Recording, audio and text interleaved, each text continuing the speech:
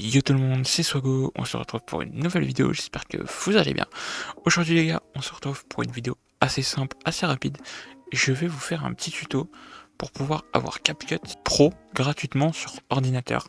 Uniquement sur ordinateur, ça marche pas sur téléphone. Donc, tout d'abord, il faut installer CapCut. Vous allez sur votre moteur de recherche et vous installez CapCut.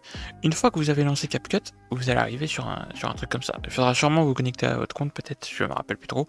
Mais en tout cas, une fois que vous êtes sur cette page-là, donc vous créez un projet. Voilà, vous ouvrez votre projet. Vous mettez, donc là je vais mettre une petite vidéo juste pour vous montrer.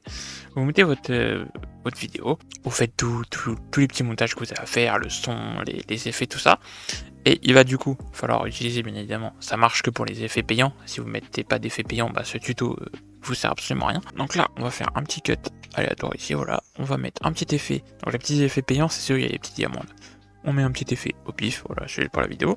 Une fois que vous avez fait donc tout ce que vous avez à faire, vos cuts, vos effets, etc., il faut vraiment avoir fini l'entièreté du montage. Vous faites CTRL A, après vous faites clic droit, et vous allez voir un truc là, créer un clip combiné sous projet. Donc vous faites ça.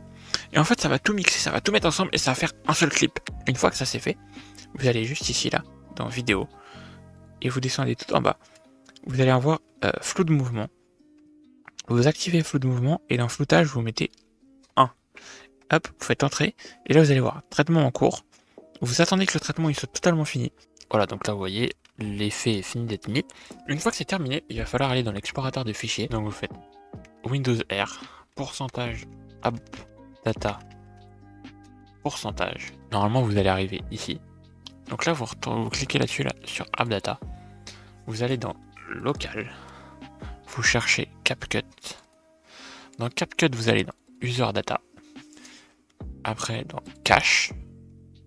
Et là, vous cherchez Motion Blur Cache. Il est juste ici, tout en bas. Et en fait, voilà, votre vidéo va apparaître ici. Là, c'est truc en blanc, on s'en fiche un peu.